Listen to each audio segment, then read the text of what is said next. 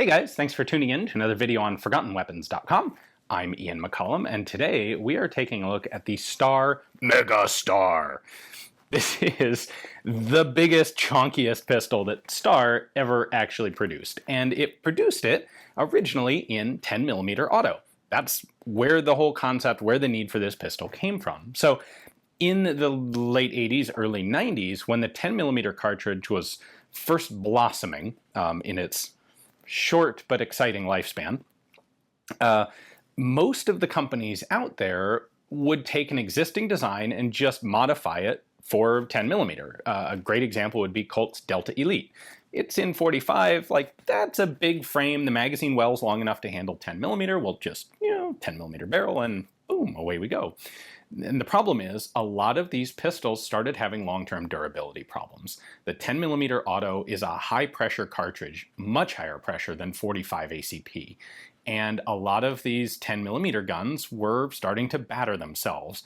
It didn't help that a lot of the fan base of 10mm were people who were really gung-ho about hand-loading that 10mm ammo just as pissing hot as they could make it. It didn't help things. So Star took a look at this trend, and by the way, Star is no longer in business. At the time, Star was a major brand. They weren't in what you would normally consider the alpha top tier of prestige pistols, but they sold a lot of guns in the United States.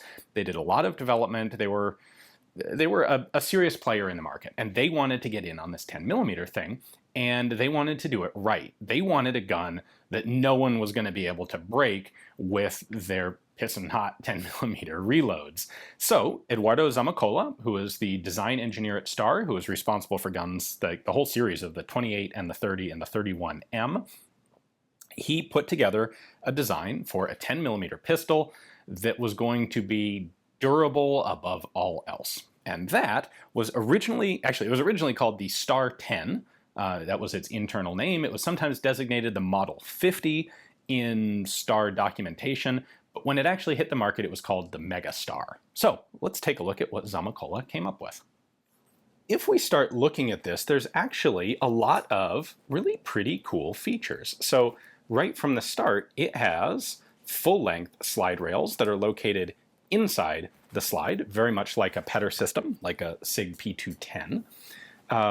It's a chunky gun. It's just like a steroidal bloated pistol. And that's all very deliberate because this was designed to be durable enough that you're never going to wear it out with 10mm shooting. And that's really a pretty tall order. Now, when you convert that thing then to 45, well, 45 is a relatively low pressure pistol cartridge, and if it can handle 10, it can absolutely easily handle 45.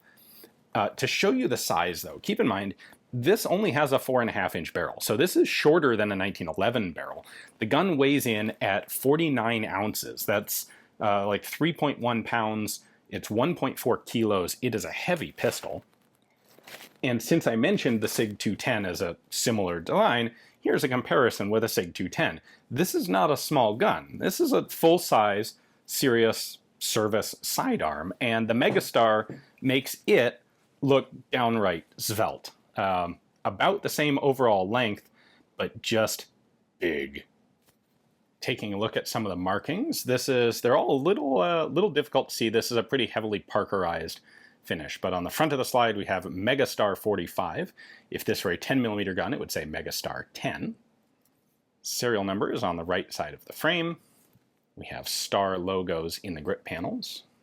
And on the left side of the slide, we have the Star logo from Eibar, Spain, and Interarms, that's Alexandria, Virginia.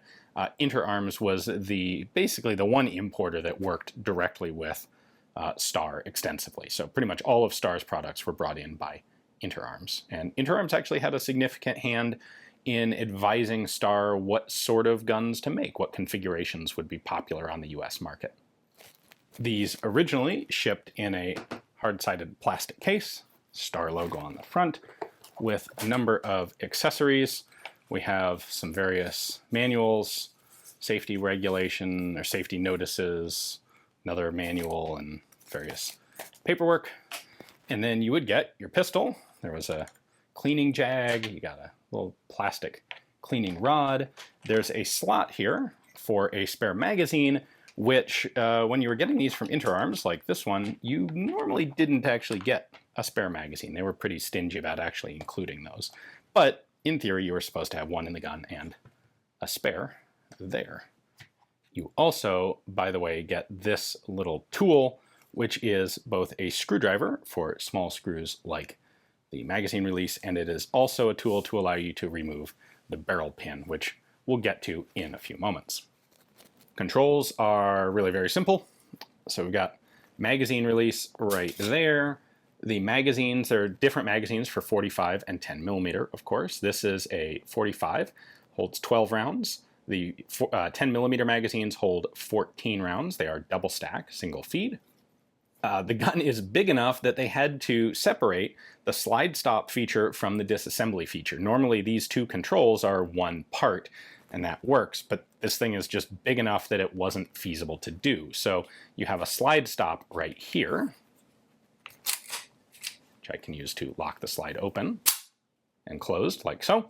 And then this is actually a captive disassembly pin, which we'll get to in a moment. We have an ambidextrous safety up on the slide. This does not do anything to interfere with the hammer or the trigger. All it does is retract the firing pin. Well, that's the fire position, and when it's on safe, it retracts the firing pin in so that it can't be struck by the hammer. What this means, and this is actually rather clever, is that you can go ahead and do dry fire practice on this, assuming you have a magazine in it, because it does have a magazine safety. You can do dry fire practice with this and have the exact same trigger press and reset, well, trigger press, as with normal firing. The safety doesn't prevent that.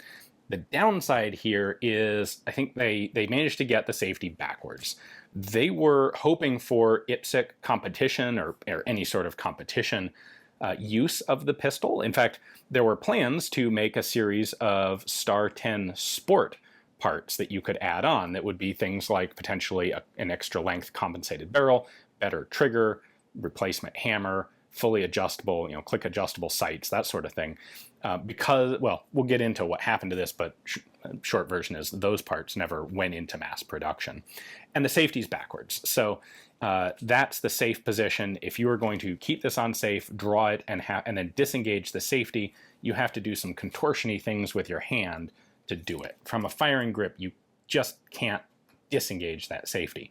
If they'd done it the opposite direction, if this had been the safe position, you can swipe that down onto fire very nicely, and that's something they really should have done, but didn't. Sights, the front sight is drift adjustable. The rear sight looks remarkably like something like a more modern Novak sight. They did a pretty darn good job on that, I think. Sights are good. Trigger press is not anything to really write home about. It is double action or single action.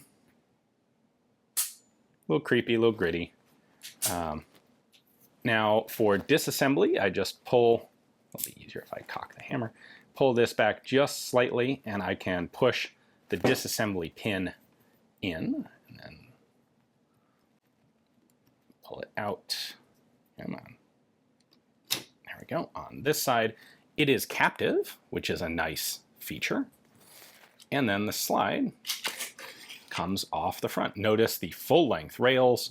You can see that the rails are on the inside of the frame here. Steel frame, steel slide. Oof, a lot of metal in there. We have a high-power style of barrel cam there. The recoil spring is not captive. That wasn't a big thing yet. The barrel is bushingless with a flared, rounded muzzle here to presumably stay centered in the slide while rotating. We've got 3 separate locking rings on the barrel with 3 locking recesses there in the slide. Very good, strong lockup. Now I mentioned this is SIG 210 and Petter-like. Well, there's another element of that here, and that is a removable modular fire control group. So there's a little spring-loaded detent in the back of the magazine well, and if I push that in, I can remove the hole. There we go. the whole fire control unit. So our slide stop, hammer, ejector, mainspring, all of those parts just come right out like a SIG 210, like any other Petter pistols, a French 1935A. And you can see where that slides into the back of the grip right there. There you have the much underappreciated Star Megastar. So what ended up happening to these? Well, production was pretty limited. Serious production began in 1992, and the last production was 1995. Most of it was done in 93.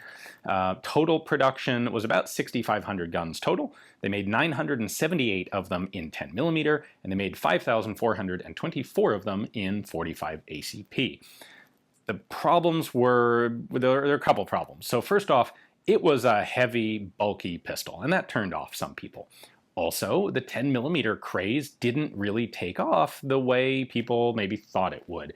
The FBI did in fact adopt the 10 millimeter cartridge, but then pretty quickly realized that it was too powerful of a cartridge, and it really inhibited proper marksmanship and training among FBI agents, and so they scaled it back to the 40 Smith & Wesson. And all of the 10 millimeter craze during its heyday was actually fairly short-lived.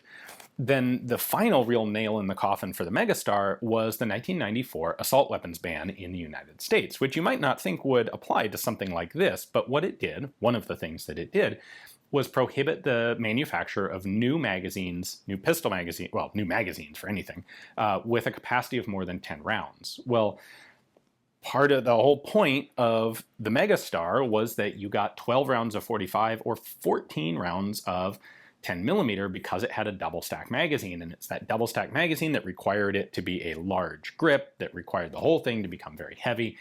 If you are now restricted to 10 round magazines, the whole point of having this gun kind of falls away, because you can get a much lighter gun, especially because you're probably looking for it in 45. Well, now you can get this thing with a 10 round mag, or you could just get a 1911 and get a 10 round magazine for that. There are plenty of those on the market. And so these factors all together mean the market for the Megastar pretty much evaporated after 1995, and that's when production ended. So they're still around today. They're actually not that expensive today because Star and Spanish pistols in general are pretty universally underappreciated or actively denigrated. So these are out there. You can find them, and they're a neat piece of, I think, one of the cool, less well-known, perhaps you might say forgotten, chapters of the 10 millimeter auto pistol phenomenon. Hopefully you guys enjoyed the video. Thanks for watching.